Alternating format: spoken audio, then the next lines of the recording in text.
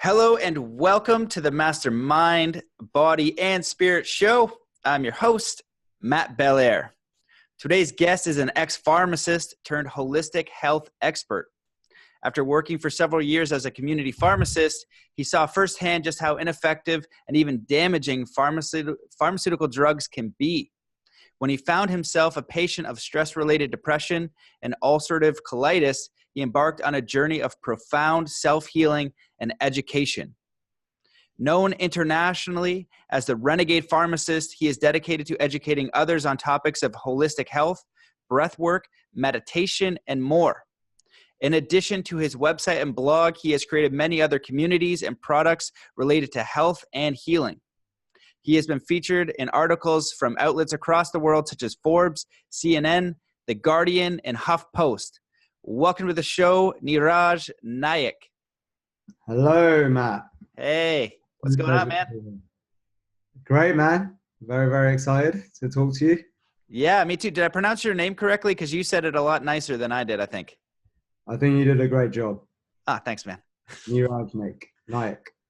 Perfect, man. Well, we had a nice little conversation before we started, just really quick. But when I got introduced to you, I looked at your work and it's really in depth. You know, I've thought about a lot of the things you've created. You have hypnosis, breath work, meditation. You know, these are staples for me that I apply to my own life, but you've created ways for people to learn that. You've gone deep and then, created education around it, which I think is amazing. And you have a background in pharmaceuticals and that whole space. So you're bridging both worlds.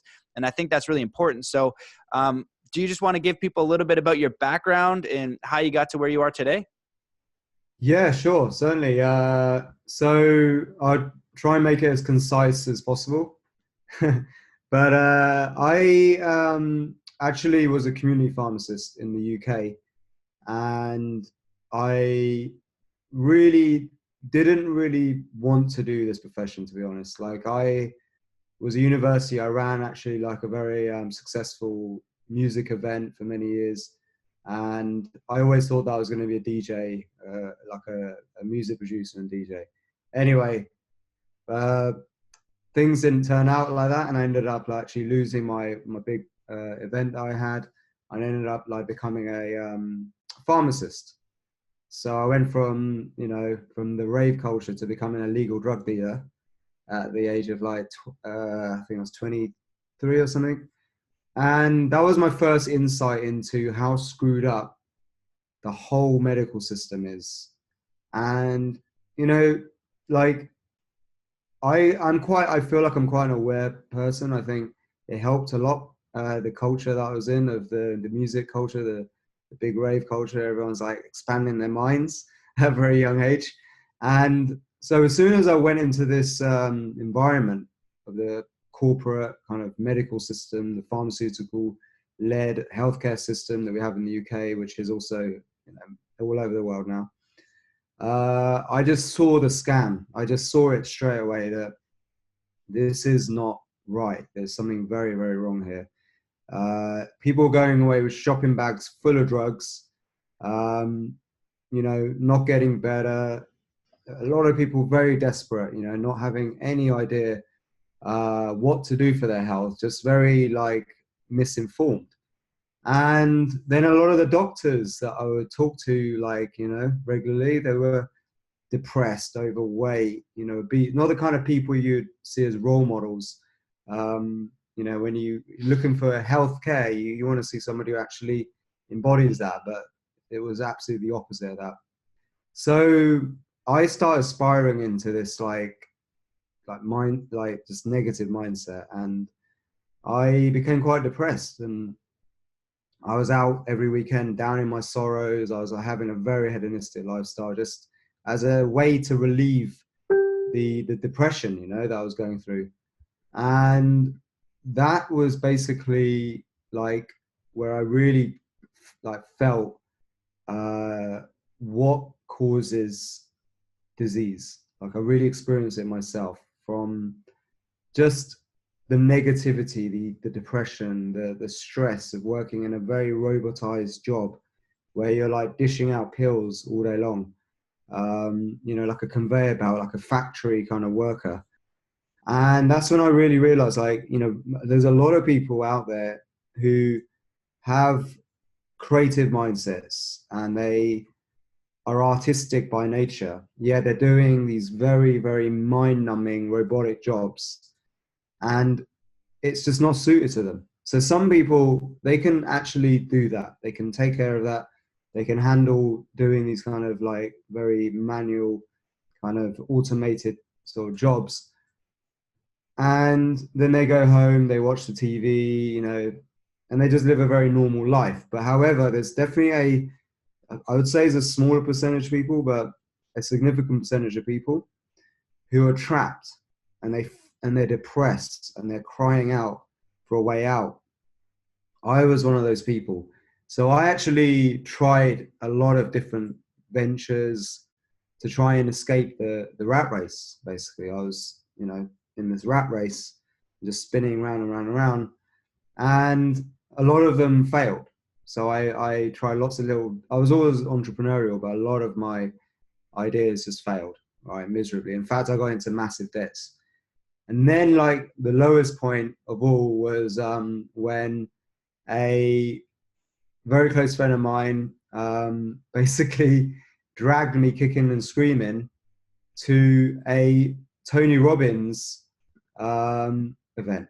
And I was like, this was definitely the lowest point of all, like, you know, because he wasn't considered very cool, you know, like in our kind of friend circle was like, who goes to motivational gurus? You can't, that's like the worst thing, the saddest thing you could possibly do.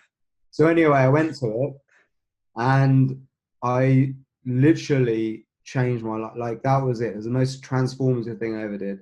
And the last day, he's talking all about health and diet and nutrition. And this is when this big aha moment kicked in, because I was like totally under a big illusion. The pharmaceutical companies do not tell you any, well, the training do not give you any education on diet, nutrition, and even exercise, and just things that are like, you'd think are common sense, right?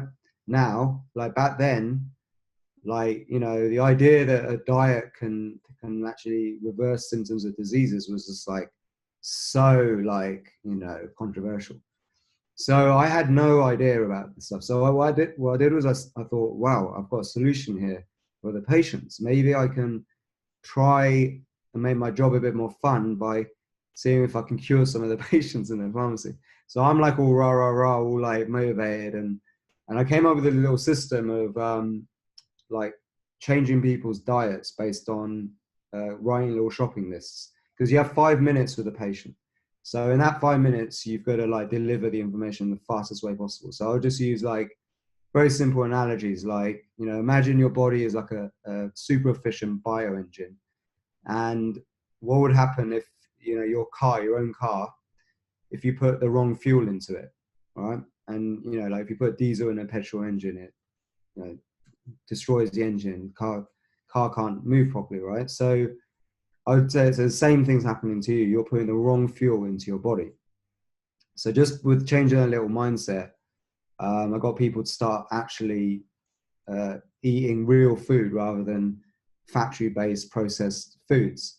Like, it was amazing how many people were just living off microwave meals, you know, and fizzy drinks and just processed like takeaways and, you know, and McDonald's and all that. It was like normal. That was the normal. Like, eating real actual food was actually considered weird, you know. Like, eating like broccoli was like, what, are you crazy?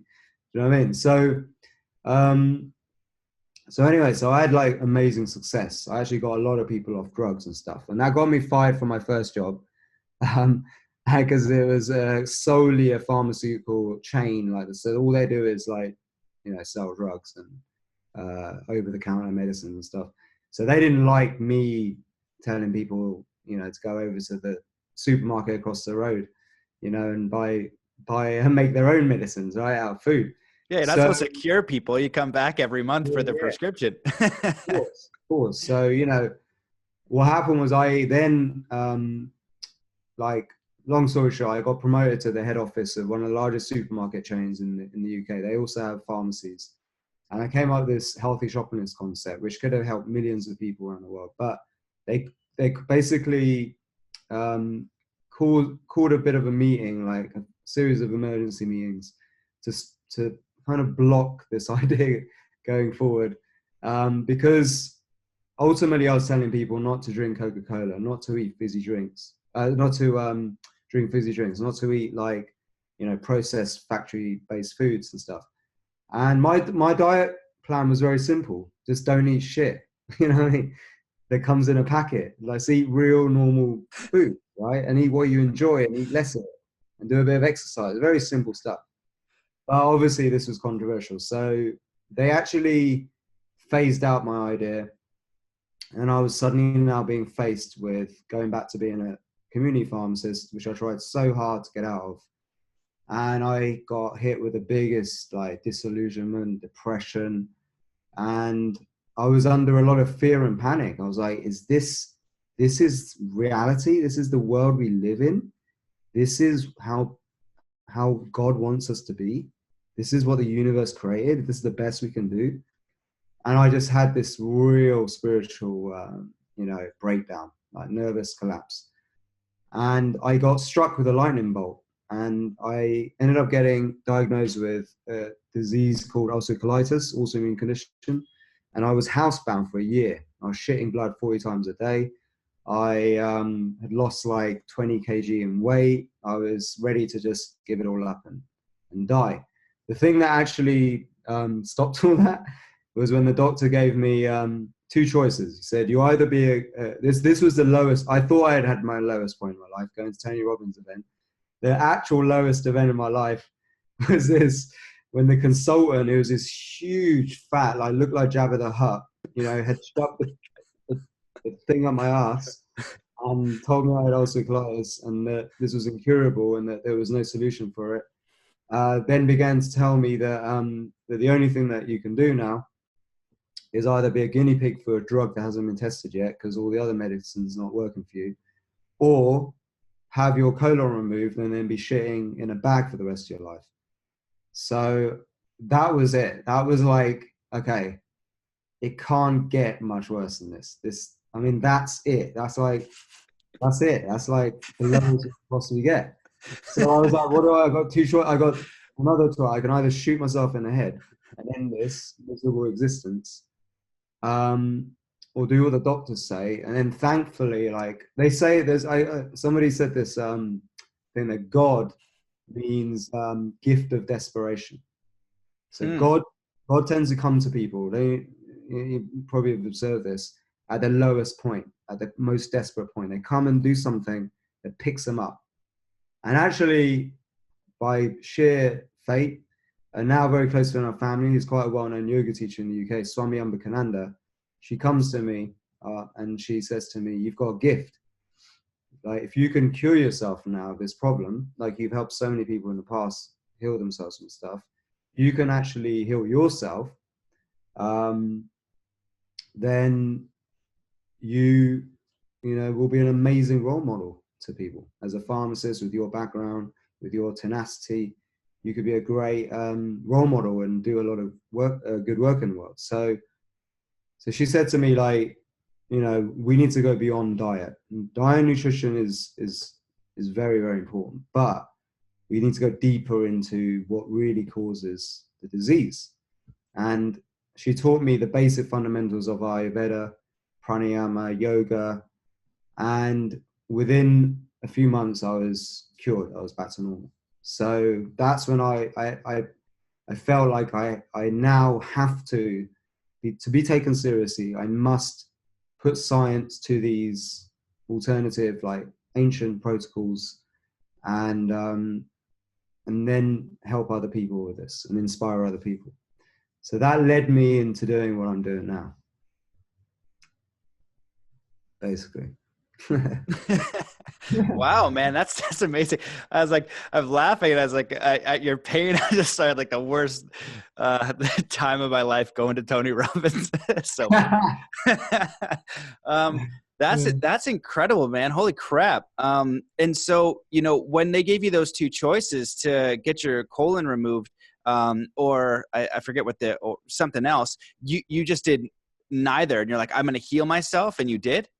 Well, I was really contemplating shooting myself in the head, to be honest. Jeez. Yeah. Luckily, well, I didn't have a gun, luckily. But, I could have thought of something else, but, everything else seemed a bit painful and slow.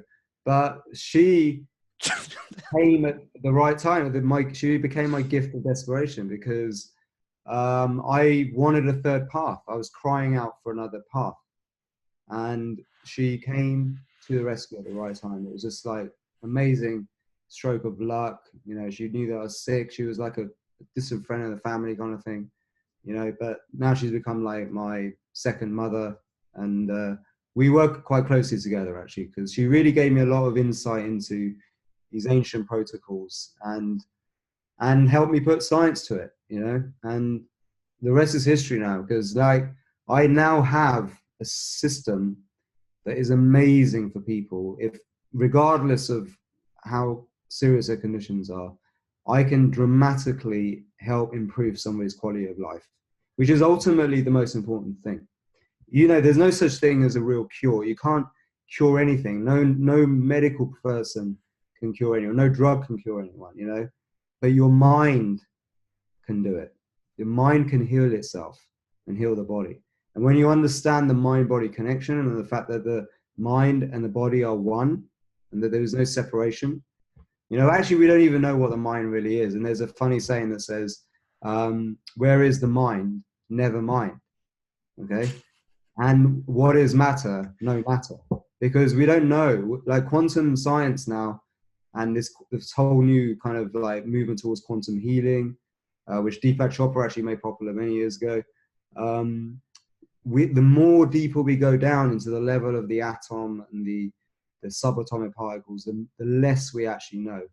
And the more it confirms what the Ayurvedic doctors were saying all along about the fact that the mind is consciousness, and consciousness is what influences the body and the healing. And the energy and matter are one, and the same thing. E equals M, not E equals MC squared. E equals M. Energy is matter. So this is the world I'm now into, because the more I've gone into the quantum world, rather than this reductionist scientific way of looking at the world and the way it works, those old Newtonian ways of looking at the world, the more I've realized that the quantum world is backing up what these Vedic, Ayurvedic and yogic ancient rishis were preaching and writing and singing about and practicing thousands and thousands of years ago. And we're just recycling consciousness. We're just reproving what they already knew. And they just wrote it in a different way. They just said it in different ways. So, yeah. Wow, man. Well, it's interesting when you're talking about at the beginning of your journey of how many people just weren't eating real food and how simple that is. It's just like, just actually eat real food. You've got the basics, but I'm going to have to ask, because I'm sure people are going to be curious, what exactly was your protocol for healing? Because I know people with colitis, and it's a challenging one when you're, crapping blood. It's scary, and they're trying different things, and nothing was really working. It might be okay now, but it's scary when like it flares up, then all of a sudden you're like screwed for 6 weeks, 2 months or something like that. So what exactly did you do? Okay. Beautiful question, man. So I'll happily share this because this is my mission, this is my purpose. So basically, I actually used to just come up with protocols and systems people followed. But what I realized is that actually, in order to really influence somebody and change their way of life, because it really is lifestyle change that we're looking for, you need to go a little bit further back into the human nature of a person. All right, because according to Ayurveda, all diseases are spiritual disturbance. What is spirit? Spirit is breath. Okay, it comes from the word espiritu, breath, life. Okay, so in the olden days, the yogis, they would study animals a lot, and they realized that if you kill an animal, right, the last thing it does is expires. That's why they use the word expired, is for death. Okay. So they came up with the idea that actually breath is God. So being spiritual means to breathe. Okay. Everyone is spiritual. But that goes into a deeper understanding that actually the way we breathe actually influences consciousness itself and life itself, and how connected we are to the higher power, the higher spirits, okay, which is this supreme super consciousness, which is the ultimate mind that we can tap into. This sounds a little bit woo-woo, but it's actually now, if you go into the quantum world, it's becoming more and more apparent that this is how it is. So, well, my point is that if it's a spiritual disturbance, okay, and spiritual, like what we're talking about in terms of the physiology, is your energy. So breath in India, in the Indian systems, pranayama, okay, energy control. So through the way we breathe, we control the actual energy processes of the body, right? So actually, if you go deeper into the unit of every cell, each cell has mitochondria, the fire. And the mitochondria is where we create the energy of the cell. Oxygen comes in and it burns glucose, just like a fire burns wood, and it produces energy. However, if there's too much fire, too much oxygen, the fire burns too bright, causes damage, all right? With too little oxygen, the fire doesn't burn at all. So you need the right balance of oxygen. That's pranayama, is energy control. So it's all about controlling our breath and controlling the flow of energy. And what they've also realized is that the more efficient the mitochondria are, okay, the less oxygen it needs. That means the less risk of this damage from too much fire. Too much fire means free radical damage.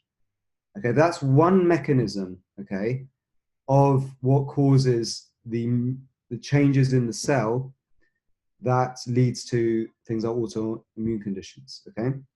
Now let's look at it even deeper. What is the energy? How do we experience energy in our life? Well, you can use this word. Energy is energy in motion, emotion.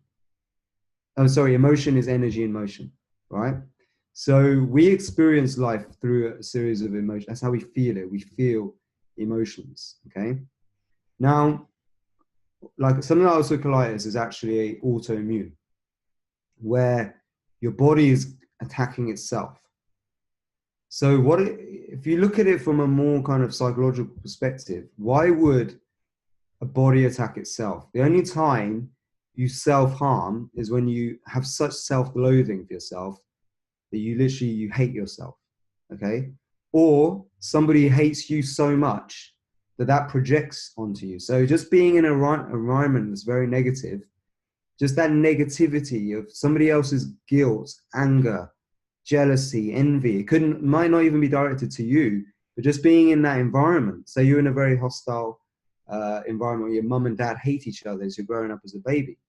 That can cause these spiritual disturbances. Say you go to a job every day that you hate, right? And you're surrounded by negative people at work. That can cause it. Say you're under deadlines with bills and things you haven't paid, you're in loads of debt. That fear can cause it. So what happens is the body turns on itself after a period of like chronic stress. Okay, and that's autoimmune. So for me, it was a combination of a lot of these things. Was the spiritual disturbance of hating my job, being around a corporate environment where everyone actually hated me. They didn't want me to be there. You know, like I was like the teacher. I was a director's pet, actually. I got given the best Apple Mac, right, to do my project on. The director loved me, but he left halfway through the project. That's when it all changed. And I was suddenly there with the best like computer, everyone else on these little tiny PCs. You know, I could go and have breaks whenever I wanted, blah, blah, blah. Suddenly people spend years to climb up that corporate ladder, right? And suddenly I go straight in there. So nobody liked me up there. And, all of these things has a knock-on effect. Then the fear of going back to my job, that's another trigger. So here's the thing. I boiled down health to 2 questions you could ask yourself. Do you wake up every single day, right, with absolute enthusiasm to do a hard day's work, right? If you don't, if you actually feel like you are doing this because you have to do it to survive, then you're screwed. That is going to create chronic stress in the body. The chronic stress is going to lead to disease. The next question you got to ask yourself is, do you wake up every day wanting to be compassionate and nice to people, right? Or are you doing it because you feel you have to do it to fit in, or just to appease people, or you're going to a job where like you actually hate everyone, but you feel you have to be nice to them because they're your colleagues, right? Now, unless you can get these questions right, the disease is going to keep coming back. The reason why I've kept this at bay, right, is because I've completely changed my environment. You become your environment. The first thing I did was I was like, I'm never ever going back to this job that I can't stand. I hate it. I read a book called The 4 Hour Work Week, and I realized that actually I can create a business around my passion and live in tropical countries for the fraction of the cost. So boom, that's what I did, and that's what I do now. And there's loads of people who do that. So it's not just some kind of internet scam. It's actually a legit thing. Loads of people I know have businesses based around their passion. They do what, like you, right? You're doing what you love, right? So find what you love to do. That's one of the key things, man. And don't be scared to pursue it, because the universe actually favors people who are happy, who are like, they'll give you a chance. The universe, I found, gives you a chance when you're most desperate. Like, as I said, God comes to you, gift of desperation. But if you keep like abusing that, the gifts are going to stop. So you got to find a way. You got to use it as a signs to get out and do what you really want without fear. That's like really important, right? And the next thing is like, if you have a lot of hate, if you hate people, like, and you hold on to this, or you're really angry about something in the past, right? Or you hate the government. I find a lot of people who follow Alex Jones get really sick because he just hates the world. He hates everyone. He hates anyone who's like to do with, a corporation or government or anyone, right? And people watch this stuff and they like become angry and they get frustrated and they hate the world and they get sick. I was one of those people. David Icke. I used to be obsessed with David Icke. I used to think, reptilians rule the world and all this stuff. And I used it as an excuse to kind of give myself a bit of meaning as well. It's like, us against them. Da, da, da. I mean, there is some levels of truth to all of this stuff, but we don't know all of it. But I've changed my perception, actually. I decided to say to myself, actually, that every single person on this planet is conspiring to help me in my mission, because my mission deserves it, right? So these are the little mindset shifts you've got to make. You've got to turn off the TV. You've got to stop watching negative stuff. And you've got to like follow this Ayurvedic principle, which is smile at everyone and hate no one, all right? Smiling makes a big difference to your life. Laughing spend like at least 10 minutes a day in fits of laughter. Watch like some funny film, like that you've been putting off from watching, or something on Netflix, and some stand-up stuff. You'll be surprised at what laughter can do. There's a guy called Norman Cousins wrote a book called Healing Through the Point of View of a Patient, or something like that. And it's a brilliant book. And his cure was laughter. He was faced with like much worse than I had, and he reversed it. So these are like really fundamental things. I used to say, change your diet, do this, follow this, da, da, da. But unless you get these bits right, it will just keep coming back. That's why like I'm focusing more on this, but then I'll tell you some of the diet things as well. But the other thing is start becoming generous as well. Be a giver, and you'll be surprised at how much comes back to you. So you know, there's this expression of being uptight or tight ass, right? If you're uptight and you're holding on, everything's mine, right? Or you're uptight because everything has to be under your control. Everything, you're really particular about everything. You know, what happens is you create a lot of tension in your ass, okay? I'll show you a little thing. I'll show you what happens when you have a lot of tension in your ass. I'll show you something in a minute. But this can be used in a good way and a bad way, okay? So watch this. In a minute, hopefully, if I don't completely screw this up, you should be able to see some numbers. Okay, let me turn it onto this finger because then it's the right way around. Okay. So this is a pulse oximeter. Okay, and it measures the heart rate, as you can see there, it says 81. And it measures the blood oxygen levels, which is 99. Okay. So ignore the blood oxygen levels. Look at the number 74. Now, I'm going to show you something. All right. I'm going to raise my heart rate up by about 20 or 30 beats per minute. Ready? Watch this.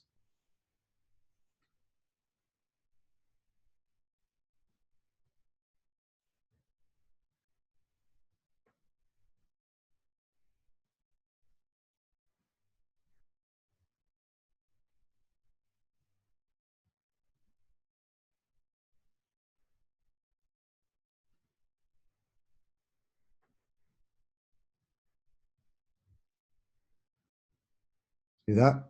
Yeah, 93. Now I'm going to drop it down by about 20 beats per minute.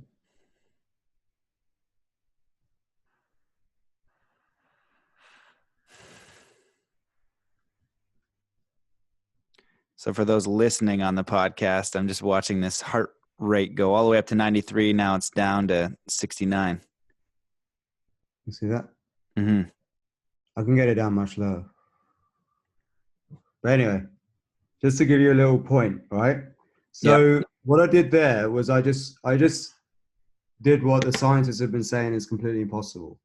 And that is that we don't have any conscious control over our involuntary functions of the body, right? Which is an absolute lie. And yogis have been trying to tell us for years that actually we can consciously control the functions of the body that run on autopilot, that we take for granted. Things like our immune system, our heart rate, our body temperature. All of this stuff actually runs in the realms of our unconscious mind through the autonomic nervous system. And we have two sides to the autonomic nervous system: sympathetic nervous system, parasympathetic nervous system.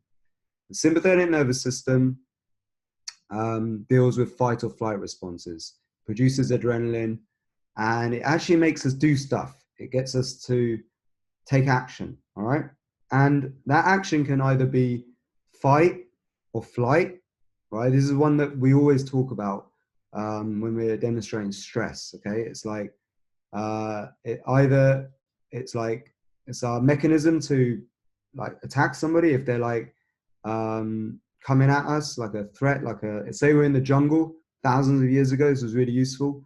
So we're surrounded by lions and tigers and bears. If a lion comes at you, you need an instinctive action that runs on autopilot that quickly gets you into gear. So you don't have to think too much to either attack, defend, or to run away, right? And the cool thing is that once you run away, it resets itself. So the stress goes away. But we produce a lot of adrenaline. And adrenaline under kind of fear and negative emotions produces cortisol and creates contraction. It makes you go like that. Like it's like you get a lot of contraction, all right? However, that raises blood pressure. Now, fast forward to this time. Let's say my time when I was in the pharmacy, right? In the corporate head office, right? Instead of lions and tigers and bears, right? I'm now in a concrete jungle, the city where my office was, right? And instead of lions and tigers, the stress is now coming from bosses, directors, bills, deadlines, fear of having to go back to my old job, all right? The thing is, like in the olden days, you could just run away. right? Or you could just kill the lion or whatever attacks you. But now I can't be killing my boss, even though I really want to. I can't do it, right? So, so we have a problem here. Now we are faced with being under stress all the time. All right, we can't go home and like do away our wife. You know what I mean? Who's like pisses us off every day. It's not going to happen, right? But people think that, but they can't do it. So they go home and then they're wallowing more stress hormones, right? And then the bills come in, they can't pay the bills, so they're even more stress, and they have no off switch for the stress. So this is happening a lot to people, right, who have got autoimmune conditions. Eventually, the body's like, "Screw you, man," and then it starts attacking itself, and that's how autoimmune conditions start. Now, what I just showed you there was how to modulate that. So I just raised my sympathetic nervous system. I switched it on, right? And I create short bursts of adrenaline. The way you do that is you imagine basically sucking something up your ass and contract the sphincter muscles. It's also known as your mulla bandha or your pelvic floor muscles, all right? The muscles around your pelvic floor, perineum. And there are different ways of doing it according to yoga or whatever. For me, the easiest way is imagine you're sucking a can up your ass. All right, that's the most precise way I found if you want to get the results. Okay, but this is the problem with this. You can use this in a good way. You can use this in a positive way to actually create states of passion, joy, euphoria. If you do the right system to get there. Right. However, what a lot of people are doing is they instinctively uptight. You know that expression uptight, where they are clenching onto those sphincter muscles and the chest is becoming contracted. And all day long, they may be contracting and producing adrenaline without even knowing it and causing stress, which leads to metabolic disease. They get constipation, they get all of these problems, and they forget to exhale, right? So the secret to all of this, so what people do, it's just a little summary, is they breathe in and they squeeze and contract, and this causes stress, all right? You just saw my heart rate go up, all right? There's no doubt about it. If you hold on to your breath on the inhale and squeeze and contract, heart rate goes up. And if it goes on too long, chronic stress, all right? I just showed you that. Now, the opposite is parasympathetic nervous system, rest and digest. And that is activated by exhaling.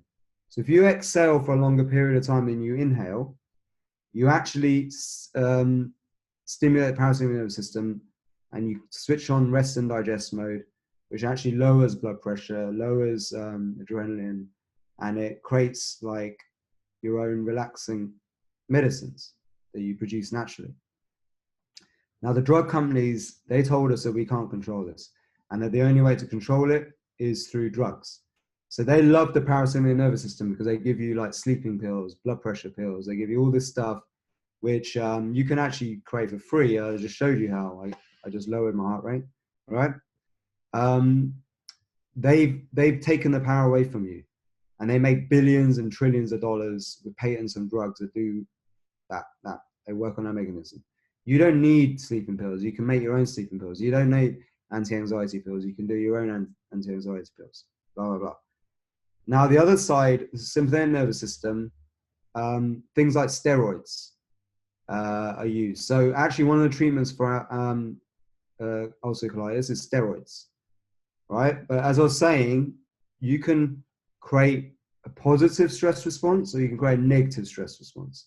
Steroids, if misused, actually when you first take steroids, you'll feel like, wow, I feel charged, right? But misuse of it causes chronic stress. And then you get all these metabolic problems. You get like a lot of fat deposited and you get like diabetes and all horrible stuff. So the last thing you want to do if you've got autoimmune conditions is keep taking steroids because you're just chronically stressed then, right?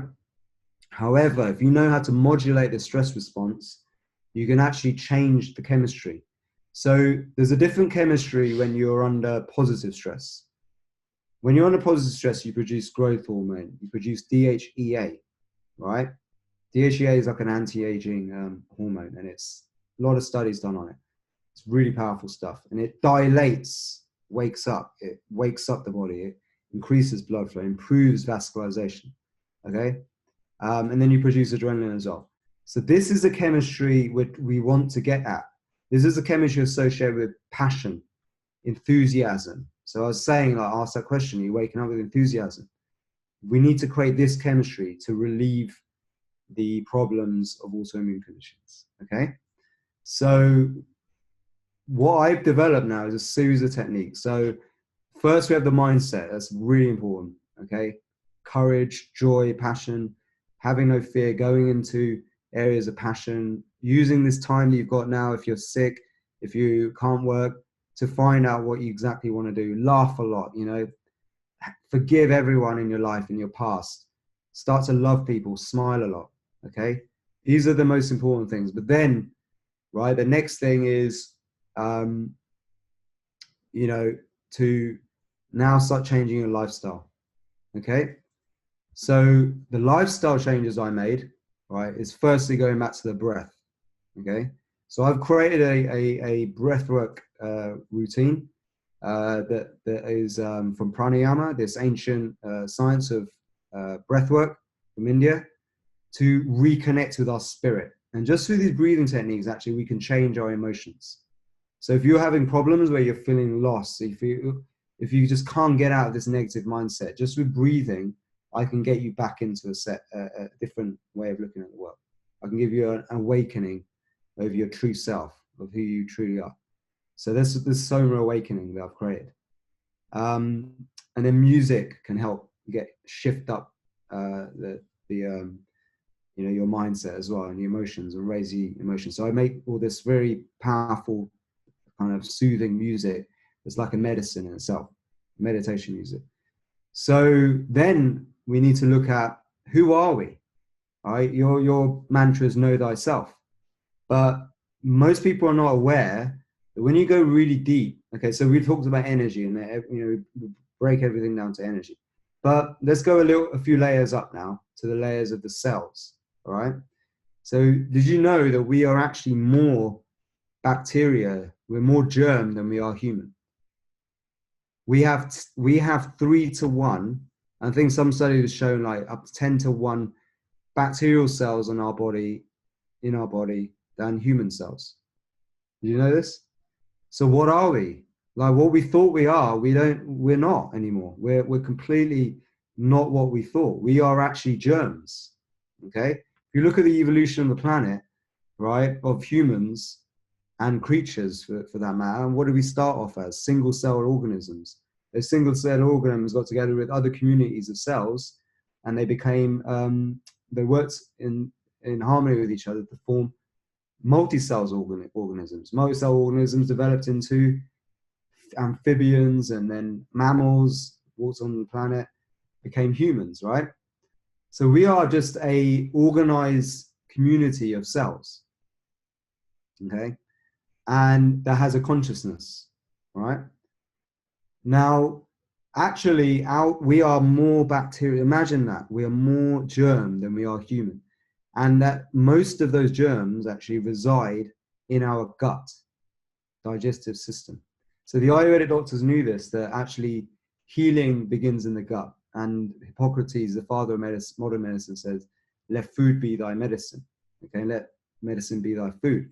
And there's a lot of profound understanding that actually, and they said it in different ways, but now we know that actually these germs that reside in the gut are responsible for our digestion, our moods, the intelligence, the innate intelligence of our gut. It all works in harmony with these bacterial cells. The gut microbiome is called. All right. So with that knowledge, what is it that we need to look after more? Our human cells or the bacterial cells? Okay. So with that knowledge, with knowing that, you can now see what feeds good bacteria and what feeds the bad bacteria, because there's bad bacteria too. You don't want them to be like messing up your community of good bacteria. So what is it that makes a healthy bacterial flora? It actually all comes back down to the first question I said, your moods, your emotions. All right. Good bacteria tends to go towards people who have positive mindsets, okay, and who have their emotions in check. So that's one of the primary things. Second thing is, good bacteria don't like processed, junky, shitty foods, right, that you're feeding yourself. Also, no bacteria likes alcohol, right? So small doses of alcohol may be like a medicine and kill some of the bad bacteria, but it will also kill some of the good bacteria, right? So tequila, people used to drink a shot, Mexicans, after a meal, because they would wipe out some of the germs in the food. However, we don't drink one shot of tequila, right? People in England, they will compete in how many tequilas that they can drink in a night. 10, 15 is like probably normal for some people.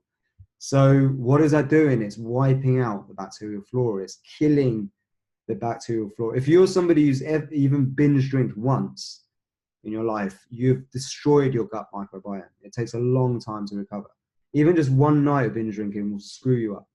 Okay, so you really have to realize that actually we're not just the human. Okay, we are something completely different.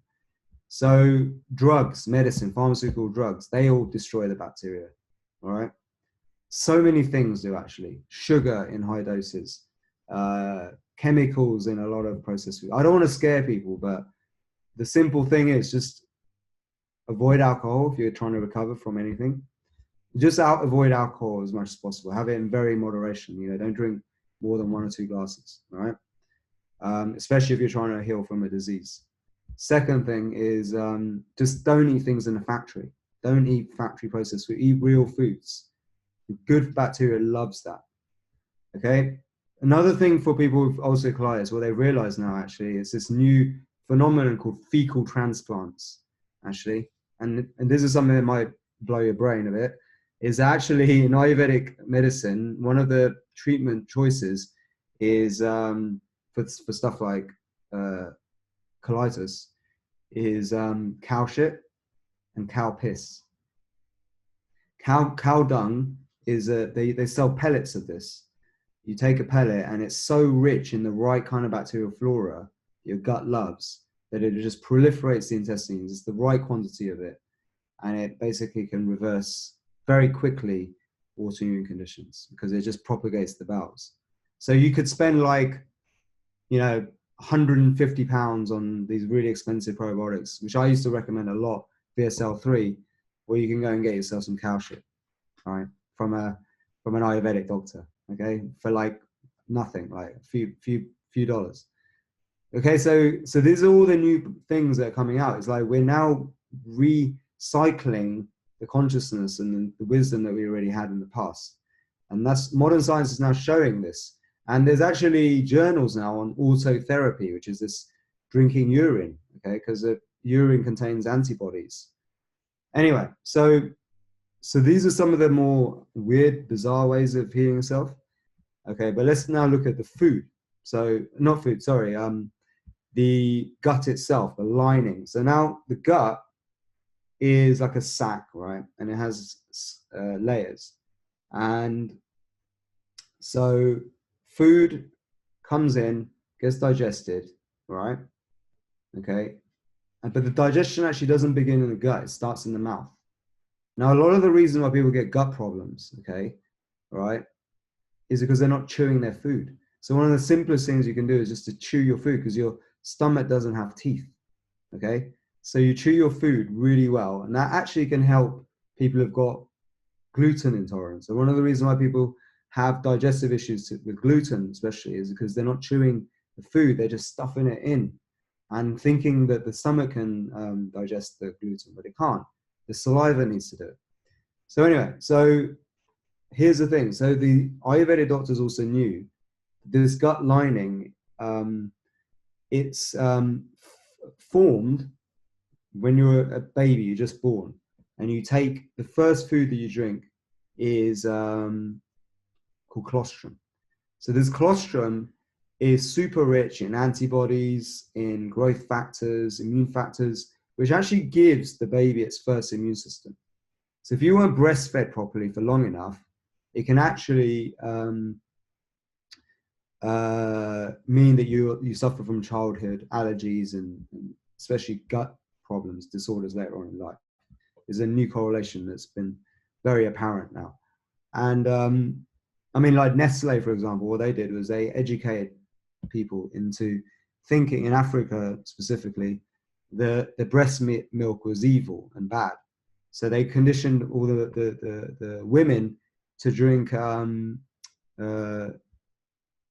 their powdered milk, and kids were just dying left, right, and center because they weren't getting colostrum. Right? Nasty stuff. So anyway, so colostrum is a powerful healer. The Ayurvedic doctors knew this. But you don't have to go out and rush out and find a pregnant woman and suck her boobs.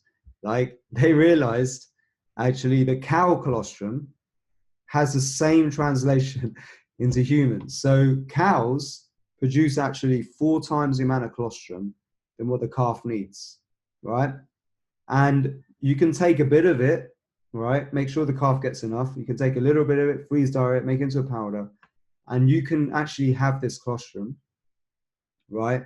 And it has this amazing healing effect, repairing the digestive tract. Because cows, with the calf, when it's born, doesn't have a gut lining, right? Properly formed. And it can't take adult food. So the colostrum comes in, fixes the gut so that the calf can feed proper food. If it doesn't have it, it dies. That's why farmers have bottle banks of colostrum, excess colostrum to feed calves that don't get enough. And now we've got human colostrum that is from cows that humans can consume. And it has amazing healing effects. Like if you spend like, it's going to take more time to sort the mindset stuff out. If there's one thing I recommend everyone does who has a gut problem, right, is take colostrum. It will work very fast and give you a new lease of life to the point where your mind can now start thinking about the other areas in your life, the emotional stuff that needs to be sorted. So that's my basic protocol. I haven't even talked about exercise and stuff yet because that comes like later. But exercise is extremely important. But the mindset stuff's really important. Fixing the gut, the digestive system is very important. And the way you breathe and extending your exhales and using these pranayama rituals is paramount if you want to get healthy. That's it. Man, that was epic. Holy crap. Like, you just casually throw in like just some ridiculous comments to make me laugh my ass off over here. You know, it's interesting because I had another guest on a while back, Paula Sturm. I think Paula Sturm. You know her? I've heard her name. Yeah, she had an excellent podcast on health, and I was blown away. She reached out and it really, she talked about just the importance of starting actually, again, like it has to start in your mood and how you're living. And it's the biggest thing, you know, for health. It's like we're this chemical factory, right? There's all this chemical stuff going on in the body. Then we grab a pharmaceutical and it kind of like tries to band-aid or just manipulate that chemistry for a little bit, but it's actually not solving any problem. And so I would love, because you even have like hypnosis. Hypnosis works for mindset. Exercise, obviously, you should take care of your body. You have music and binaural beats. So we can go into any of those areas, but there's also like, you know, the recommendation, which it seems like obvious for people, is like, you know, you're coming up with this factor. Are you excited about life? Happy people are healthier people. Now, there's this real world issue though, where people have their bills, and that I talk about that actually quite a bit, where I call it like task list consciousness, or basically we're in this perpetual state of fear because we need to go to work, get all of those tasks done so we can secure our job, so we have enough money to buy food and have shelter. And if you've got little ones, then you need extra money. And no matter how much money you have, it's not enough. And so you're kind of in this loop and you feel like it's a necessity. Like there's no way out of whatever treadmill that you're on. And so, you know, the practical question is just, you know, and I'm really interested to dive deep on other stuff like, you know, your thoughts on like God, consciousness, and the mind, because we don't know where the mind originates. And that's ultimately where you start to go, where you ponder these things. Once you sort out your health, you have a near-death experience. you know, you go like, okay, like what's actually happening here? What is going on? Because it's a fascinating thing to ponder. So just any recommendations, unless you can talk about any of that I just kind of ranted about, but just curious if you have any advice for someone that's just in that loop, because it's really, money is like the modern form of slavery. And I think that you've looked at enough David Icke and conspiracy stuff to realize that money is the thing that keeps us a slave. It sucks because and there's lots of other things. Why are pharmaceuticals so huge? Why would a company be allowed to go to a foreign country and, you know, purposefully and maliciously say, yeah, I never knew that. That's really frigged up. Talk about breast milk and now all these babies are dying. That's murder. That's messed up. You know, there's a lot of, you know, when I went down this rabbit hole, I was like, holy shit, the world's trying to kill me. That's messed up. And it, like, I didn't understand why. I was like, why is the world trying to kill me? That's pretty frigged up. And my friends didn't want to listen. And that's like the awakening, like, you know, the awakening. You can't just like, there's things trying to kill you. You're like, nah, come on, man, get that tinfoil hat off. It's like, no, man, like most regular stuff is trying to kill you. You gotta you gotta be aware of that. So I'll just kind of send that back to you as like, you know, I got friends with kids. I understand it. What recommendations do you have for like just moving in that way? Because we got to get out of that stress. We wake up in stress because we're fear-based. Right. And that also is like, you're afraid you're going to die and, you know, you got to get money and you're stuck in it and you feel like there's no way out. So what would you recommend to move into that, just more purposeful and how to make a living and all that kind of stuff? Yeah, certainly. So I can only speak from my own experience. So I can't preach anything, especially when it comes to money and finance. I'm definitely not like the guru for that. But there were a few people that I've like picked up little tips from over the years, like people like Tony Robbins. T. Harv Eker's great if you want to change your money mindset. And what I realized actually is that we actually spend a lot of money that we don't need to on stuff that we don't need, right? And we could actually save a lot of money, right? And actually, one of the first tips that like somebody like T. Harv Eker would make, for those of you who don't know him, he's like this kind of millionaire mindset kind of guru type. Another person I would have never have gone to years ago, but now it's like, holy shit, this is everyone needs to learn this stuff. Is that just save money, like stop buying stupid shit, all right? And like just make a list of all of the things during the day that you can do without. And actually, I've become very simple in my tastes. Like I love a few simple things like cacao. Like I have a few expensive tastes like cacao, which is like chocolate, the original chocolate, the real chocolate.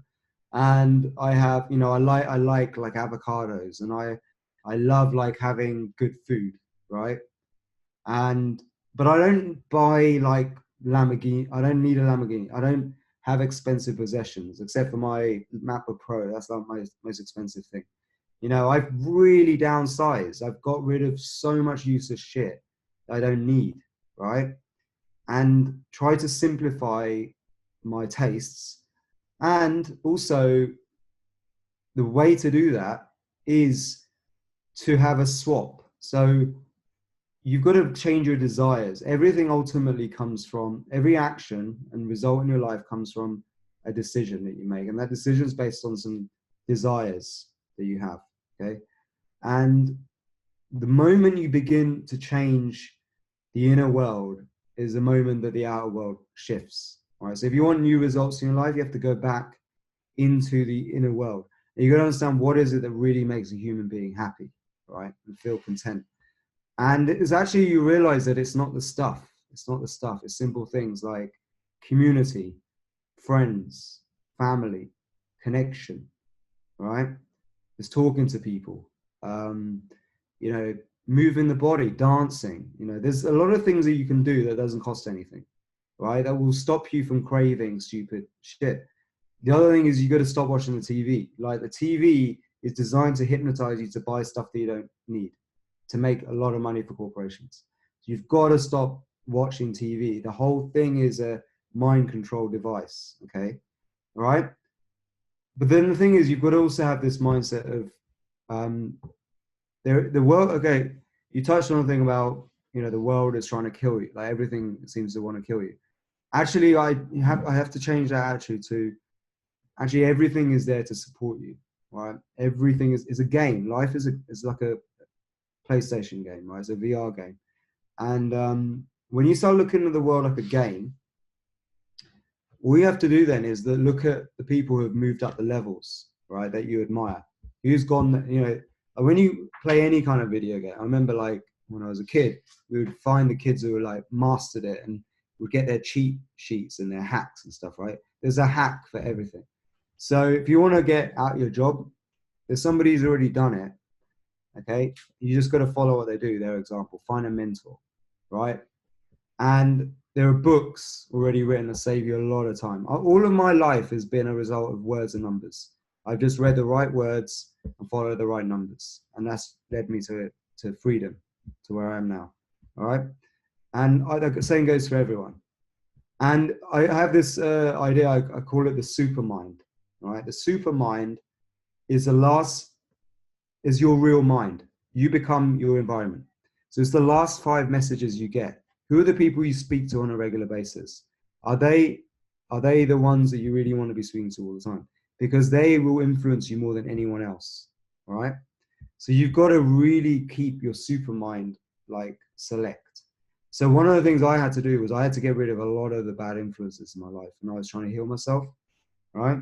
And I started to go and hang out in like network marketing events and like wealth seminars and all these things, just to get out of that negative mindset. And people have been brainwashed by the TV and the media. You know, stop reading newspapers, you know, stuff like that. Again, it's designed to brainwash you.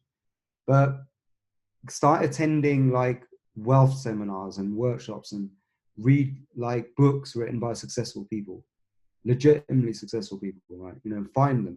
There's loads of autobiographies. Start getting inspired and feed your mind. It's like food as well. You need information is food for the brain, for the mind, and start feeding it the right information, and your life will change. It's really like environmental, you know.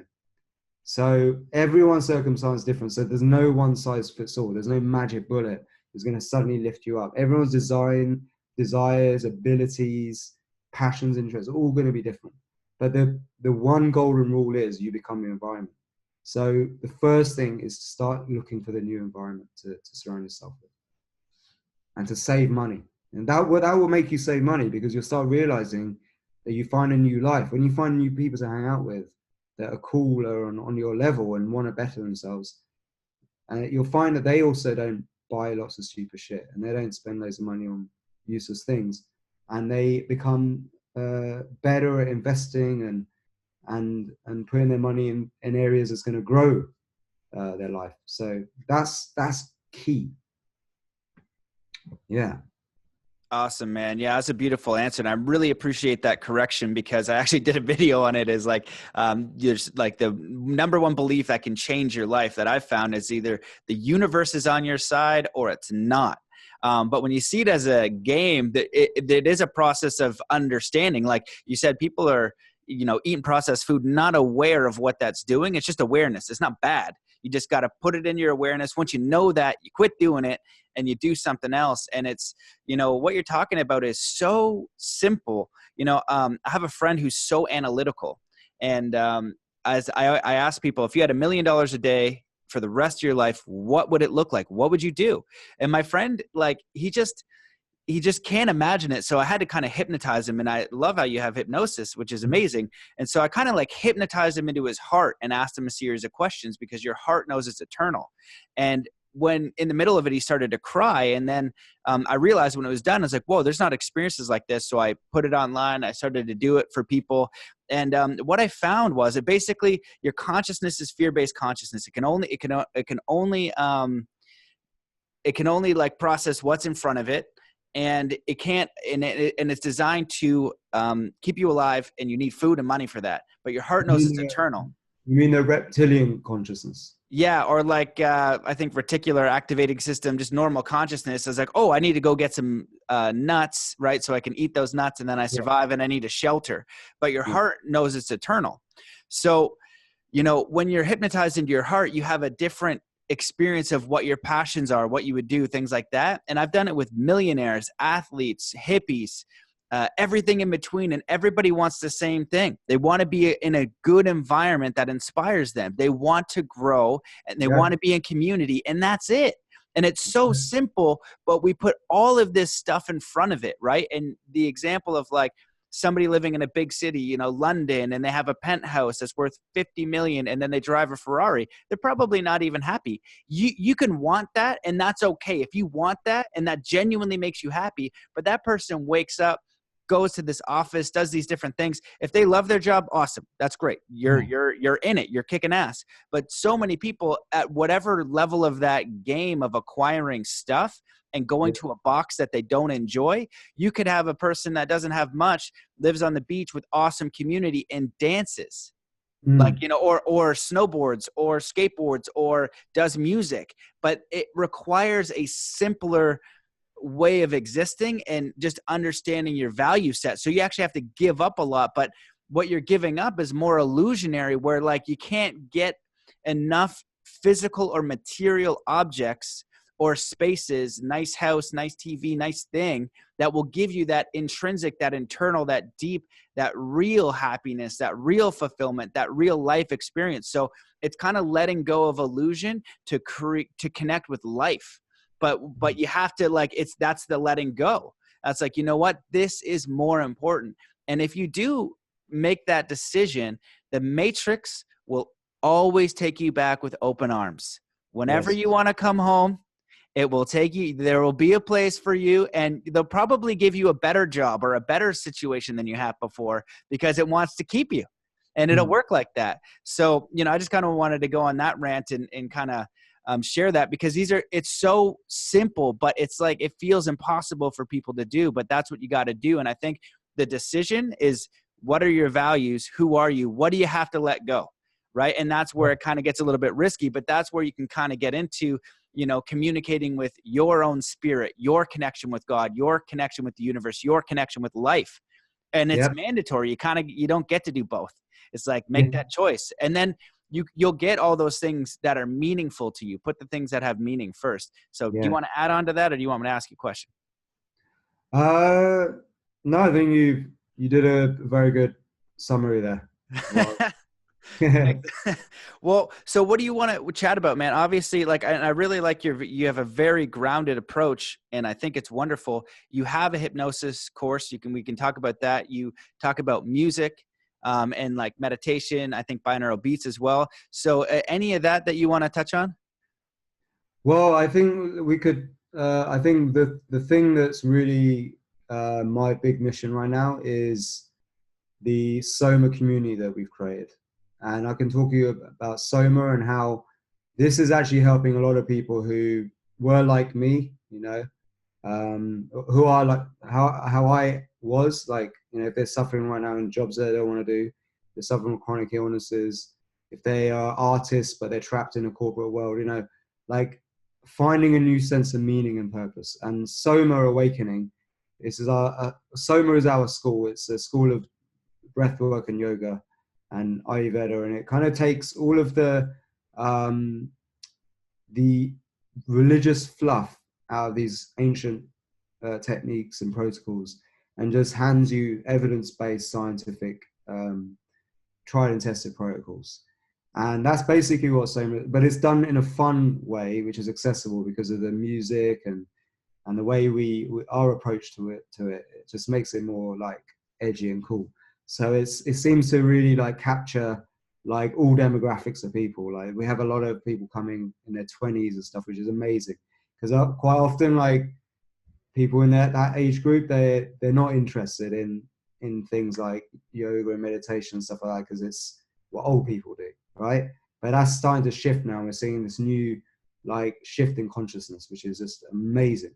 So there's a real awakening going on around the world, and I feel like I found a way to really, really empower people right now, because at the moment there's a huge movement towards psychedelics. All right, why is that? People have lost their meaning, they've lost their spiritual purpose, and they're maybe chronically ill. So they're looking for healing. What does healing really mean? As I said, it comes back to that one question you ask yourself. You know, there are two of them, which is, am I waking up enthusiastic for life to do a hard day's work, right? Or am I doing it because I have to do it? Or am I waking up faking it to be nice and compassionate? Or do I genuinely want to be nice and compassionate to people? And psychedelics helps you kind of answer those questions, right? And really get to know yourself in that way of like, what is it that really, what makes you get up and get out of bed and really want to make a difference in the world, or really feel enthusiastic about the work that I do, right? And what would make me forget about the past so I can forgive and be compassionate and not worry about the future too much, and to, you know, let go of, you know, somebody that may have wronged me. Because if you, Buddha always said, if you hold on to anger, the only person getting burnt is yourself, right? So what the problem with psychedelics is, firstly, you don't know who you're doing it with. So, you know, the environment comes back to the environment again. So the person leading the ceremonies may not have good intentions, all right? The next problem is that not everyone has a good trip out of it. Some people can get re-traumatized by the experience, right? So, and a lot of the reasons why people get sick is because of some trauma. So let's look at trauma. Let's look at trauma, right? Emotional trauma, it is what creates like an attachment to negative emotion, right, in the body. This affects the neurology and creates contraction, right? So something that could have happened as a child, you may have been raped or abused, right, sexually. It can like make you have a major distrust for, like, say you're a boy, right, and you were raped by a teacher or something. It's very common. This actually happens, actually. You may just suddenly have this insecurity around men or people of authority, and it may actually make you go towards the dark side. It may make you have a lot of resentment, like an anger that's just trapped in the body and you can't shake it off. And that leads to like anxiety and chronic stress because of the reptilian brain. As I said, right, when we hold on and we contract and we hold on to our breath, it stimulates the nervous system. You create adrenaline, right? What's the first thing that happens when you're born, right? The first imprint that causes trauma on the body straight away is the breath, the first breath you take, okay? And a lot of people don't get over this, and that's why they hold on to their breath, okay? Is the first thing you do is you breathe like that. And the doctor will slap you on the ass to get you to breathe properly, because quite often the babies are they gasp and they hold on because it's the first time you're on your own, right? Before you're in the womb, you're being protected, nurtured through the umbilical cord. Boom, it's snipped, and now you're on your own. You have to breathe, learn to breathe. And the doctor will give you a few slaps and you start breathing again. And then you go, and then you exhale and you cry, right? Now, here's the problem, is that when you're chronically stressed, these early life traumas and imprints can actually kick in. So you gasp and you just hold on. And just something somebody said, all right, like years ago, can stay in your brain and make you react later on in life, right, in similar situations that your body, your neurologist is trying to protect you from getting affected by.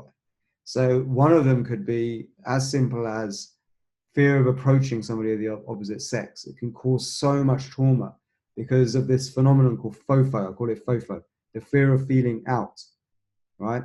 So when you feel excluded from a tribe, right, like if you're in the ancestral times and you get excluded, say you did something wrong and they throw you out, you're on your own, right?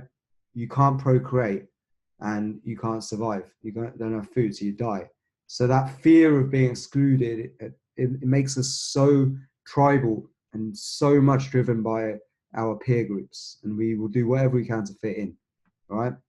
So that still happens now, right? So we are very much victims of this thing called FOFO, right? Fear of feeling out. And we'll do a lot of things to fit in. So we may do certain things to find a new sense of meaning and acceptance, a new tribe, right? So we might try new things. And one of the things a lot of people are doing is to try psychedelics and go into the psychedelic world, which is quite a mysterious, murky world. There's some good sides to it, some bad sides.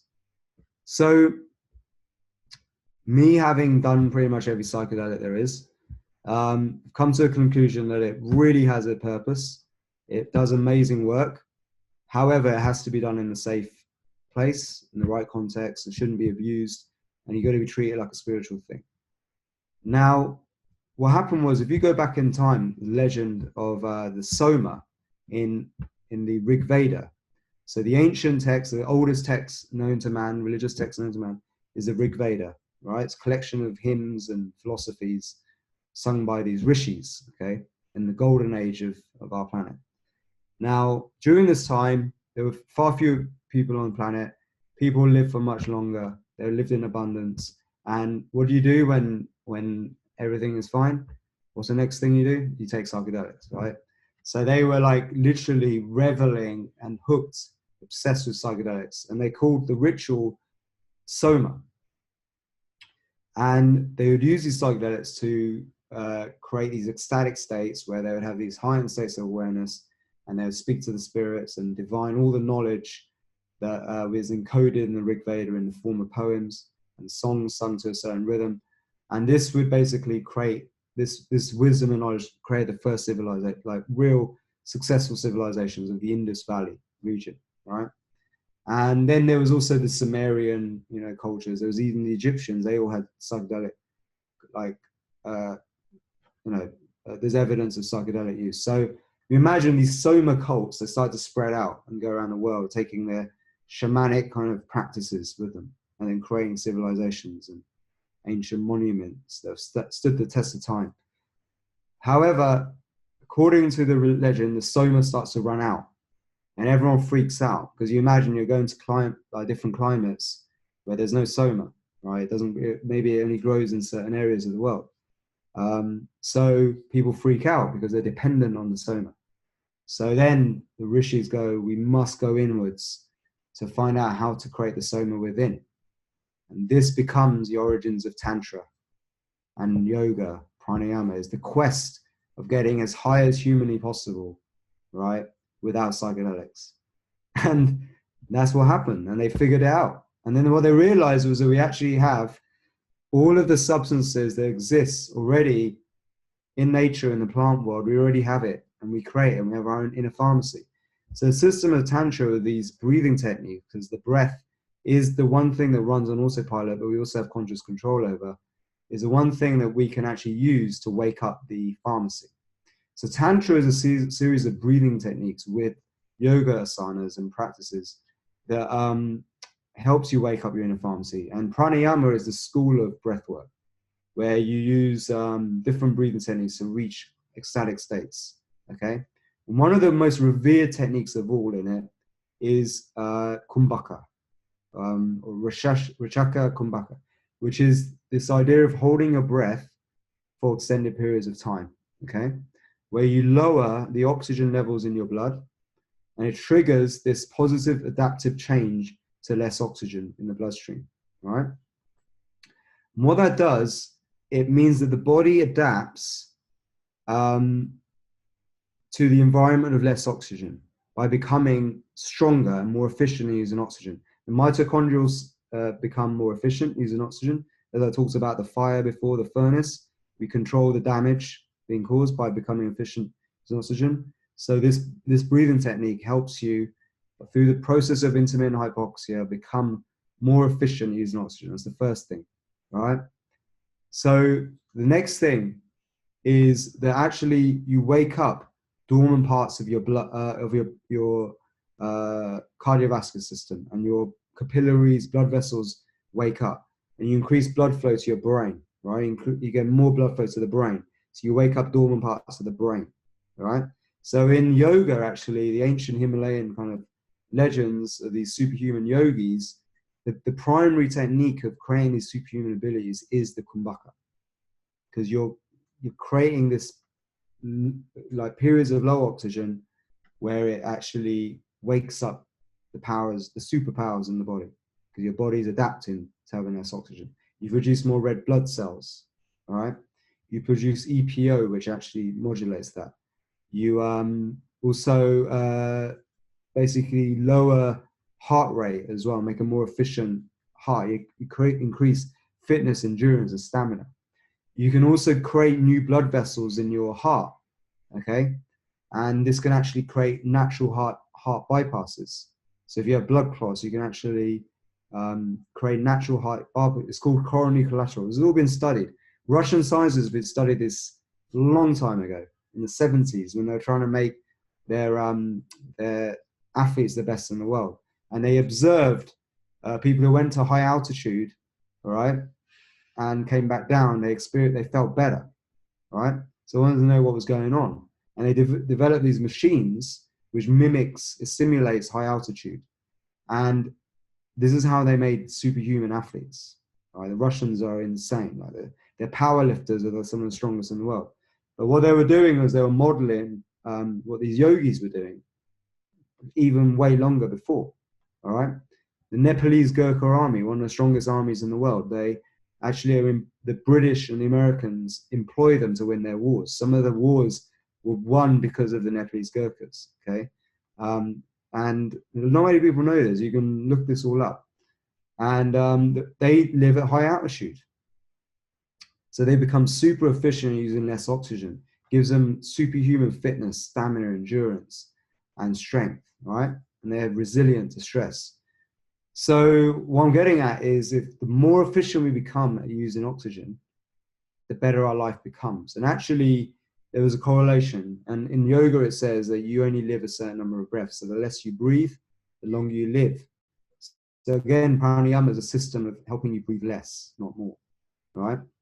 And so my whole system is about making you super efficient using oxygen, right?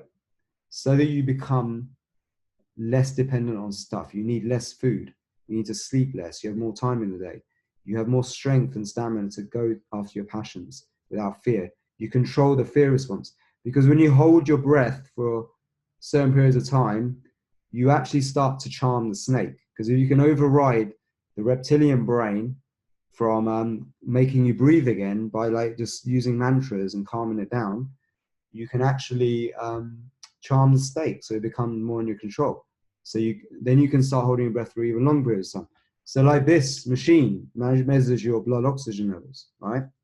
And you'll see actually we have all the time like around 98, 90%, 99% blood saturation. So we actually always have lots of oxygen. This idea we don't have enough oxygen or we need to deep breathe is all bollocks. It's a load of bollocks. It's a total misinterpretation of the facts, all right?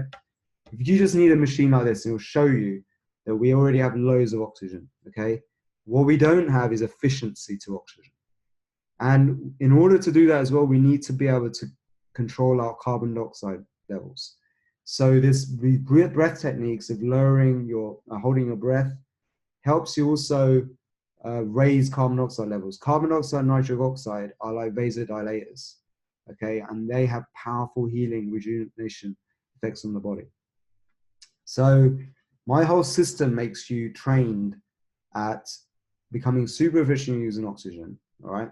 And it also goes heavily towards yoga as a system of using movement and asanas and changing your mindset and your awareness of the world. Because there's many branches to yoga, not just the one which is focused on asana. And what it does is it trains you to become very strong and very efficient using oxygen through the process of functional isometric contraction. So when you contract a muscle like this, all right, by contracting, you shut off blood supply to that to the muscle. So the muscle under maximum contraction, if I contract like this, is constantly burning now. The mitochondria are active. But if you shut off the blood supply to it, because contraction shuts off the blood supply, that's why when you hold your breath, and you're always tense and uptight, you're shutting off blood supply to things. But if you do this in a controlled way, where you shut off blood supply for a bit, the muscle is forced, right, to use up all of the nutrient supply. And then in doing so, it becomes stronger, all right? And it becomes, it produces more myoglobin, it produces more reserves in the muscle, and it becomes stronger the next time in the face of stress.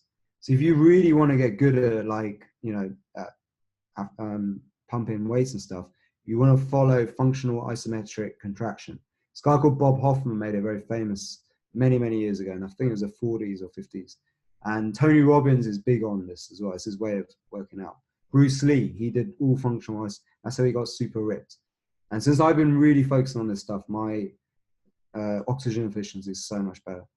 And this will then have a net effect on your overall health. So you'll become stronger, healthy. You can reverse illnesses this way as well by learning yoga, this style of doing. Not like aerobics that you see in gyms and fitness studios in America and the yoga industrial complex, where everyone is just like doing like yoga, like that, as though it's aerobics, where you're just moving from one pose to another. No, you are holding each pose like it's a meditation to the point of exhaustion, and that trains you to become really efficient using oxygen. And so what that all does, and this is what the ultimate goal of yoga is it's the mindset, okay? So you have different layers of mind, okay? In according to yoga, you have the manas, which is a child mind when you're a child, and you have the buddhi, which is where you start to get information. So you become not just like a child absorbing everything, you start to now think for yourself and make decisions, right? Then you have the chitta, where when you start reading books and watching TV, your brain form an ego. So you have an opinion, strong opinions. And some people's opinions are based on false dogmas, right? And they won't refute them. So they never progress in their life because they're just so stubborn. Right? And those people, they never progress because they're programmed, they're conditioned, right? So you want to get out of chitta and you want to move now towards the higher levels of mind, which is purusha and ishvara, right? Purusha is when you just have acceptance, where you just accept actually that this is just the way it is, and you forgive and forget.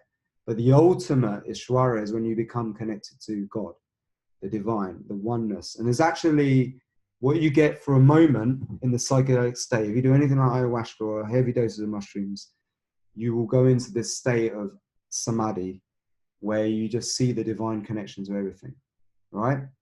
However, it's only a brief thing. If you can become super efficient using oxygen and you breathe less, right, you can actually go into almost like a more permanent state of ishvara, right, where you're just in such a flow and it just seems like limitless. It's like that limitless state, right? You've seen that movie Limitless.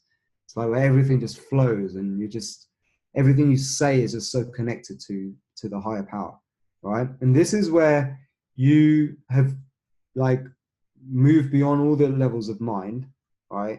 And reach this complete oneness. And you don't see the difference between right and wrong in the way you would judge people when you're in the levels of chitta, right? You are now seeing the world for what it really is. And the way you can get to that level of realization, right, first is by training every mitochondrial cell to be so efficient using oxygen.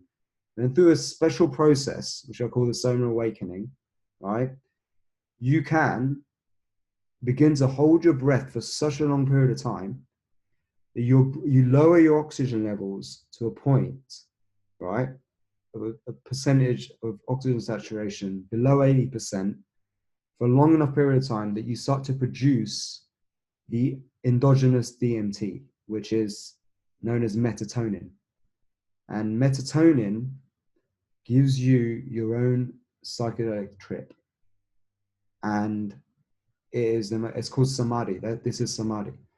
And through a series of breathing techniques and meditation, you can reach this samadhi state. This is what we have now put together in SOMA Awakening. It's a 21-day protocol that actually, it's a journey it's a better word, use of the word, where you actually work through all of the different layers of mind. You work on your physical body, you work on your breath, you change your habits, you become truly awakened to the nature of reality. And you come to a level where you have acceptance and then connection with the divine. And the divine, in my opinion, is just everything that exists, right? Let's just say God is everything that exists. Energy, matter is all one, right? You come to such a powerful realization of this that you actually then have such a powerful intention, right? That you can literally, it feels like you're bending reality after that point. And the people who go through my program, like almost all of them who actually follow everything I say and do it, are having these profound levels of ability to manifest and create magic in their life, attract the right people into their life that they want, move forward towards their higher ideals and goals and ambitions. And like the relationships get better, their health gets better. You know, some people, there's one lady I just heard like a few days ago, because now my instructors run the awakening. We do it online. And one of the ladies was pretty much like had glasses most of her life, right? Until she did the 21-day protocol. And now she can't wear the glasses because she can see clearly. And weird stuff like that happens often. We have these amazing shifts in people's health because it gets to the core of the issue, which is this contraction, this tightness, this stress, this fear, this lack of enthusiasm, or, you know, wanting to be compassionate, but actually feeling like they can't in the environment. So we change everything through this one practice. Yeah. Wow, man. Well, holy crap. You got me sold. I got to try this. Yeah. You know, I'm aware of the breathing techniques, you know, that produce the DMT. And I think that it's important to discuss the psychedelic thing, you know, and the way that you're sharing it is grounded. I pretty much have done many psychedelics under the sun. And then only recently in studying with this Native American elder, he's like, you know, I was like, didn't you guys use it? He's like, no, actually we didn't. He's like, I don't recommend them. And he hasn't gone into depth. And I was like, oh man, but so many people are having such profound experiences. They're like, yeah, but I think that there is a natural way. And a lot of people, there's the other side of it is there's a darkness to psychedelics. There's a lot of people not doing them in the right way, having traumatic experiences. And then, you know, so if you can do it in a natural way, that is definitely preferred. And, you know, the idea, I don't know if it's Alan Watts or it was maybe Ram Dass that, I think it was Ram Dass. It's this story about going up into the Himalayas or something and like has a bunch of these hits of acid. And then this guru just takes them all and it doesn't affect him. He had like a hole for his trip. You know the story I'm talking about? Ram Dass. Yeah. Yeah, and it doesn't affect him. He takes like, I don't know, 20, 30 hits of acid or something. And he's like, oh my God. And he's just like, you know, you can transcend that. And that's taking over the functioning of the body that apparently we can't. And that's what Wim Hof is showing as well through a breath technique. So all of that is exciting. I want to dive deeper myself. Is there anything that you want to dive deeper on, or do you want to talk a little bit about Wim Hof and like, is there correlation to that, or just expand on anything? Because I think the important things that you're saying is that through breath and ancient knowledge, which exists, anybody has this power. And what you've done is you've just taken that knowledge, removed the fluffery, and then just like, hey, this is a protocol. Give it a shot, see how it works. Just like you're out of shape, you know, try jogging every single day. I'll see you in 30 days. We'll see how you feel. You know, it's like, it's a process and you can experience it. So do you want to add on to anything else? That was just, well, just touching on the Himalayan story of the acid. Well, if you, there's a video on YouTube actually you can watch. If you type in hypoxia experiment, and you'll see there's this guy who goes into a hypoxic state for like several minutes using a mask, and he reports experiencing incredible euphoria, and he's like in bliss. but obviously he loses control of himself, and too long, it will probably lead to some problems. So that's why you have to train the body properly. So these people, the Himalayan yogis, they became so good at using as little oxygen as possible, right? That they could live up in very, very high altitudes where they're constantly in a state of nirvana. You know what I mean? Because that's what hypoxia feels like. It feels like nirvana. Because oxygen kills us. Too much oxygen leads to chronic disease. It mutates the cells. It kills the body. So here's the difference between me and Wim a little bit. Me and Wim are close friends. I actually produced the Wim Hof Method audio track. His online course, I produced all of my musics on his site. And I was the host of his events in Europe just this year. So yeah, we're friends. I'm friends with the family and everything. And I make music with his son, Enam, and stuff. But dude, Enam and I met at Burning Man. Oh, really? Yeah. Oh, yeah. cool. Yeah. He was in my camp. He's a great guy. Fun. So, so here's a bit of a difference. Is the Wim has his statement, breathe, motherfucker. All right. He's like quite, Totally. Yeah. I just met him briefly. He was in Vancouver. Yeah. Intense. Yeah, he's funny. So, whereas I'm come more from a different tradition of actually breathe less. We're meant to breathe less. That's the whole point. He's more, his method is more about really going extreme conditions like the ice and being able to handle it, and the side effect of that is you get health benefits. But what my thing is more kind of accessible, I think, to the non rah rah rah. Like a lot more women are into what I do, and it's more true to the to my background from pranayama and yoga, you know. So Wim has many sources of where he discovers things. I focus more on the yoga and pranayama traditions, and I wanted to go more deep into the psychedelic realms, because my whole process is about answering those questions when you wake up with the right answer.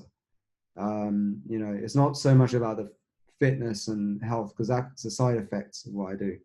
My thing is more about saving the soul.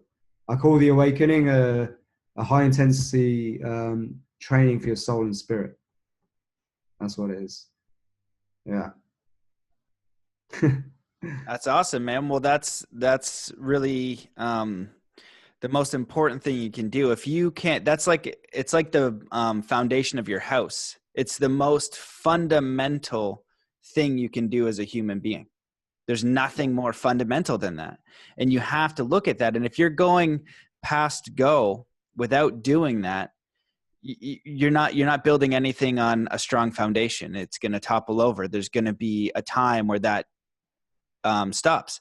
But if you can have a solid foundation, right, that spiritual understanding of who you are, how you're operating, your own happiness, and you've gone through that in your own way to find your own clarity, your own decisions, your own connection with yourself, your own connection with spirit and life, then you have a foundation to build your life upon that you're creating, that has meaning for you. And so I'm just so on board with that idea, because everything else is a side effect. If you love your life, you're going to be healthier. You're going to take better care of yourself. You're going to have better relationships. You're going to have less stress.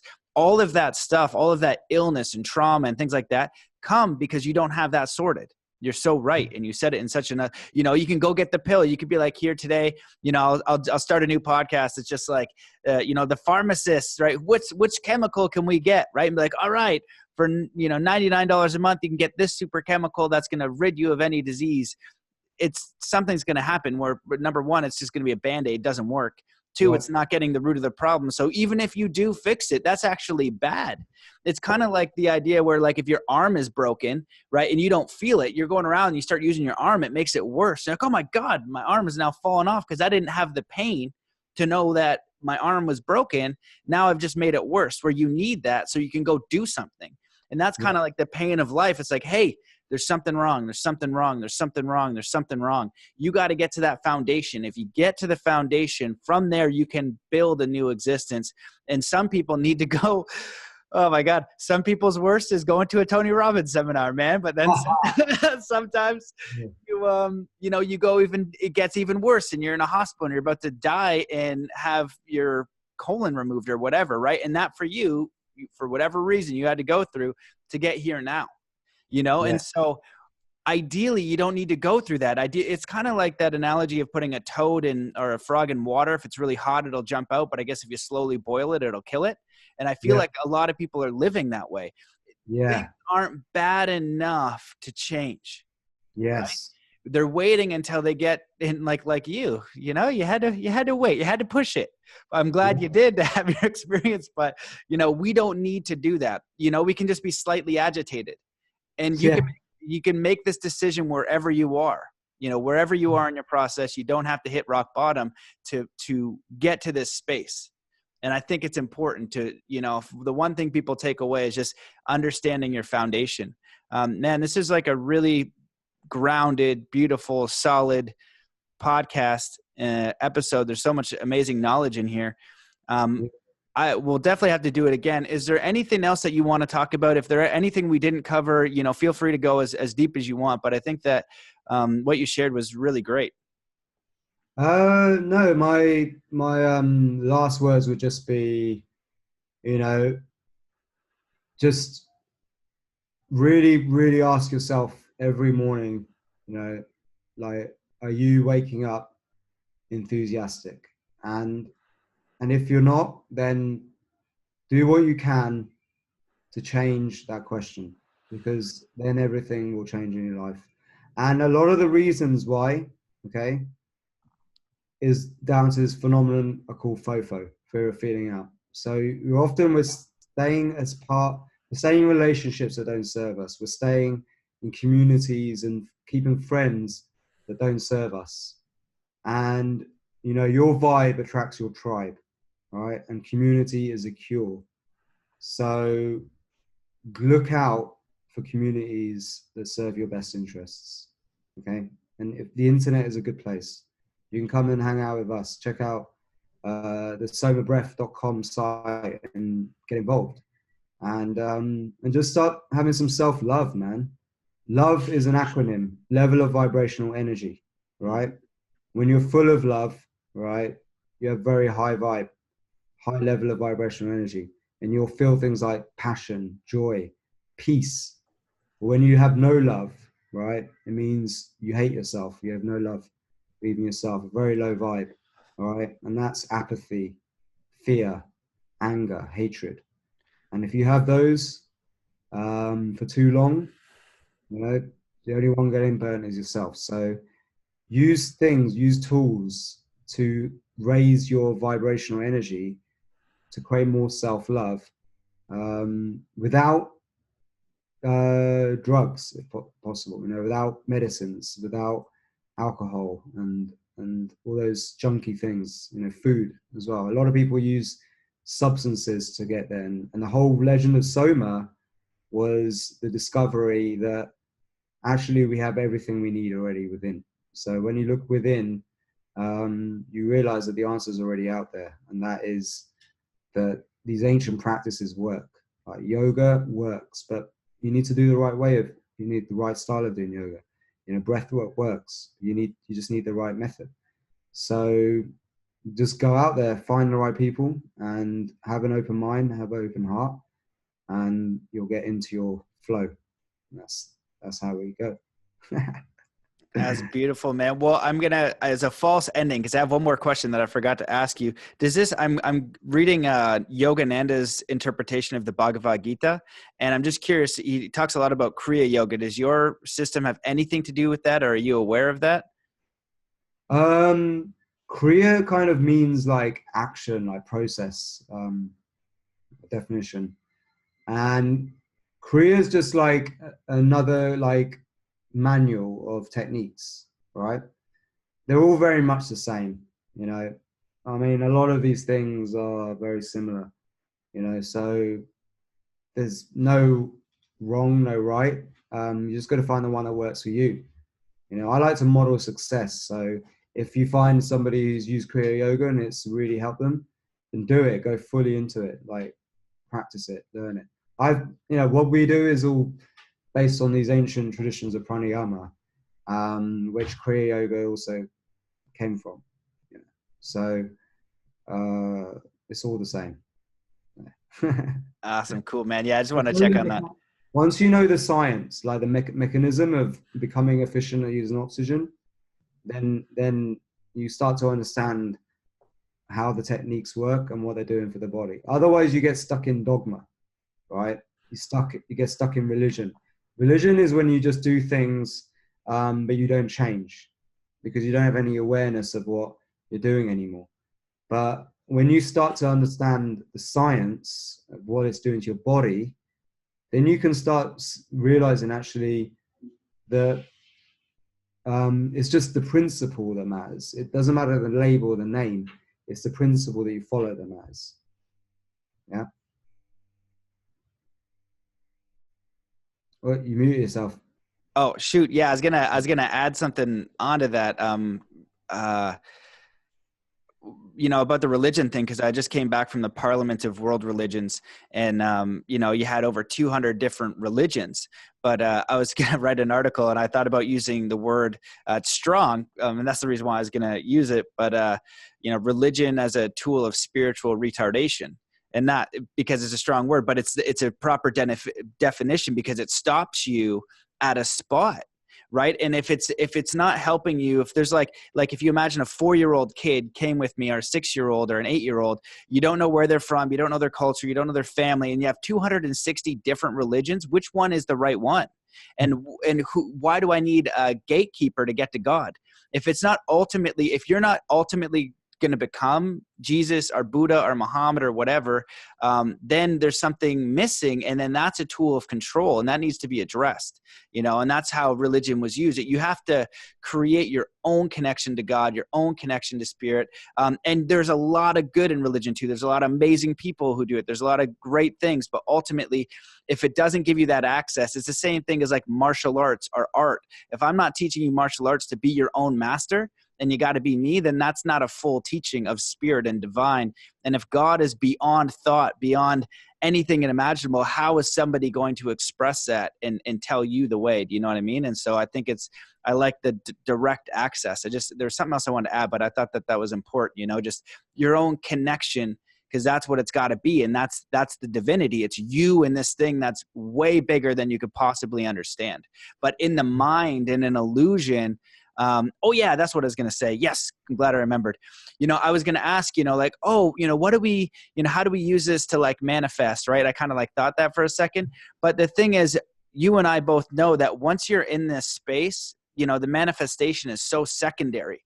Like, yeah, you're going to manifest. Yeah, you're going to get the house and the cars and the things that you need, but it's not like you're trying to manifest money to get stuff, because materialism doesn't equate the same way. You're going to be happier in like the smallest 1-bedroom apartment with your 2 kids than you would be with a mansion and 10 Ferraris and everything you could imagine, in the other way, because the material will never give you that internal thing. And there's going to be a point in your life, ideally, where you start to look in and build that, because once you have this part, everything else is just a bonus and you're really clear. So it's like, yeah, it works to manifest. Yeah, the law of attraction, all that kind of thing, it works. But really, it's so secondary with this understanding. Yeah. Like a lot of people get trapped into this materialism, right? And, wanting stuff. And actually, you can get all the stuff you want, but it's only going to be like a band-aid for your inner yearning. And everyone's inner yearning is actually, in my opinion, connection. We're all looking for actually heart-based connection with other people and family and community.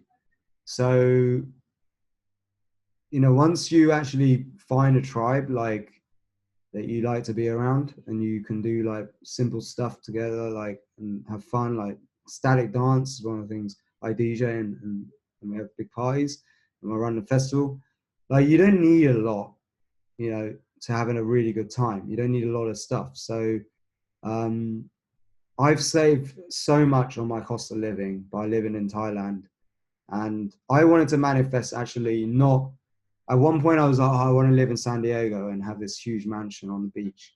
This was in my kind of, you know, more ignorant phase. But now I can have the same lifestyle with a fraction of the cost, still living on a beach, but in a place where I'm around a lot of amazing people who have a modest kind of income or whatever.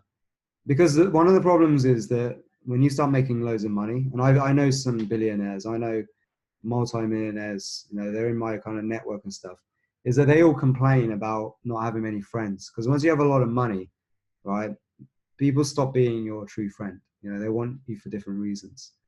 And really what I find a lot, what's missing amongst people like billionaires who seem to have it all, is that they don't have the friends, they don't have the connection with family. That people who have genuine true friends, who accept them for who they are, have. So this is a big difference. So money doesn't always buy any happiness at all. To a certain point, yes, it does. But the spiritual wealth and of bliss and happiness comes from connection and love, real love. Beautiful, man. Yeah, really well put. This whole thing is really amazing, man. I really appreciate you. Is there anything else that you'd like to share? And if not, just make sure you let people know where they can find you and explore all of this. Yeah, sure. Go check out somabreath.com/awakening, and you can get some free downloads. You can learn about our free online webinars that we do, journeys, and have an experience of it absolutely for free. I talk a lot about the science of like yoga and breath work in these sessions. And then you can get involved and do the 21-day journey. Or you can go into our other things. You know, we have like many other things like hypnotherapy, as you're talking about, a lot of brainwave music, meditation. All these things are designed just to help you change your state in a safer, like non-side effect kind of way. So yeah, that's the best way. Also, my website, the renegadepharmacist.com, is full of cool content, like useful content, articles. You know, I even have a cool interview with Wim Hof on there, and other amazing people. You know? So you can learn a lot about what makes you healthy and happy and live forever. No, who wants to live forever, man? We're all going to live forever. Yeah. Awesome, man. Well, thank you so much for coming on the show, man. I really appreciate it. And for just all the work you're doing. I recognize you. I appreciate you. And just thanks for coming on. Amazing, man. Respect. See you, everybody. Thanks for watching.